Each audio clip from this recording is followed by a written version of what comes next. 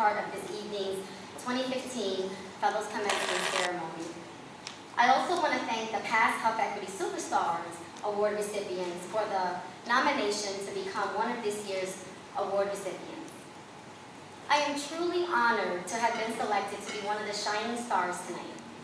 In my current leadership role as Executive Director for Eastern AHEC, I daily engage in responsibilities which serve the purpose of ensuring that we are heading towards our vision and a mission. Being informed of this award gave me the opportunity to reflect on my fellowship, specifically my fellowship experience. The impact the fellowship had in my life and how it has led me to my desired goal. As I consider what I wanted to share with you tonight, I thought that perhaps that sharing my journey, hint, hint, it seems like that's the theme, but I didn't talk to anyone else tonight, I promise. And the direction that I have chosen since my fellowship will help you understand why I made this commitment towards health equity in Connecticut. So who here remembers their first fall retreat? Right? As you all may relate, I of course anticipated who the other 19 fellows were going to be. So I read everyone's bio, I skipped over mine, I didn't want to look at my picture. I read over the program agenda and all the pre-planning materials that were sent to us. Even with all the pre-planning, I still wasn't sure what to expect. Our backgrounds varied widely, each of us bringing a unique experience to the table. The commonality at first hand was that each of us shared a vision and commitment towards elimination of health disparities. One of the activities that we had that weekend consisted of us asking us a question. And the question was, what were we passionate about? I eagerly awaited the opportunity to give my response. For it was simple. I had lived it, witnessed it in my family, and in the community where I was raised. So my response was equitable care and quality care for communities with language barriers. In fact, by the end of the weekend, it was clear to the fellows, to the facilitators, and the Connecticut Health Foundation staff present what my passion was. Because with every activity we were tasked to do that weekend, I found a way to tie my issue to the discussion at hand. Others also shared their passions in such a way that by the end of the weekend, I was so inspired and rejuvenated and excited to finally be able to have frank conversations about these types of issues that we really didn't have a platform in the past to do. Not to mention in a room with dynamic individuals. There was a newfound bond that was formed that weekend amongst our group. I was challenged both in my personal and professional growth that year. I often left our monthly meetings exasperated, discouraged, emotional, with lots of questions around many things. But during one particular leadership coaching session, I was challenged to address my passion. Was I really passionate about this issue? Did I really care about it? How am I taking action towards taking care of it? I left that meeting from Heidi Brooks' house really with this question of care. And this word left an impression on me and forced me to really get in touch with what matters to me most and to do something about it. Beginning in this question of care, I began to feel and experience things differently.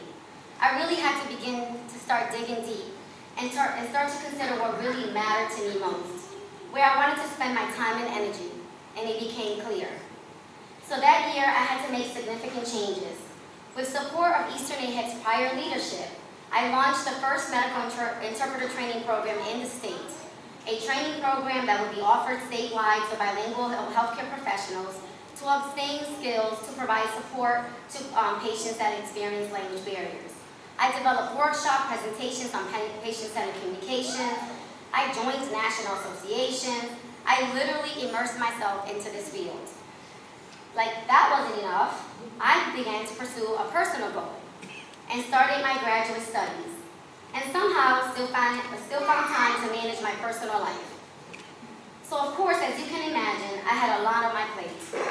Towards the end of my fellowship, there wasn't a major feeling of success. In fact, it was the opposite.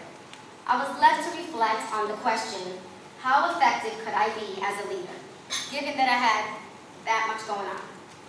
So I had to come to simplest terms, that my experience as a fellow that year was a year of transition.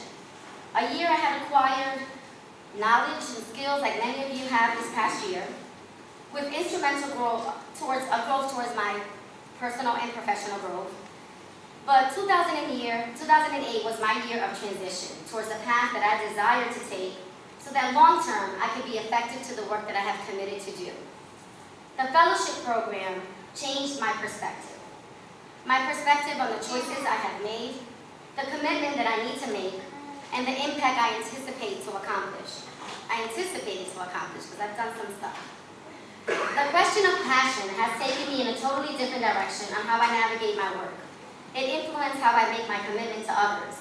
What do I passion about insists that I connect on a deeper level with who I am, what matters to me, and where I want to be, and the impact I want to make in Connecticut.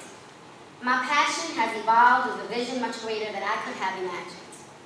So tonight is a celebration of your one-year experience with the fellowship program, who each bring a unique perspective to the fellows before you.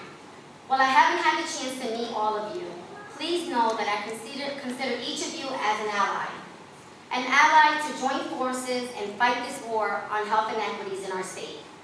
When we are given the space to connect and to take steps towards what we passion about, we are moving into action of purpose with vision and intention. It is my hope that your passion deeply creates a space and opportunity to help people live more vibrantly and to have heightened capacity to lead and influence others. I want to share the quote that I included in my bio that year, which I still believe in. Leadership is the ability to inspire and empower others to pursue a specific goal that brings about systemic change. To accomplish this, leaders need to be able to make hard decisions, take risks, and motivate others. On no account can a leader forget his or her roots while building teamwork, learning to communicate effectively, and helping others to succeed. Imagine what it feels like when your whole self is aligned and connected to taking action towards what you passion about. Imagine the ripple effect this could have across your team, organization, family, and the people that you serve. Imagine the possibilities when we are moving and connected to our passion. Connecting to our passion is aligning our actions with our deep desire to make a difference in this world. My passion has become my driving force in my life. So tonight, I leave you with a question. What do each of you passion about? Thank you for your time, and congratulations on your accomplishment.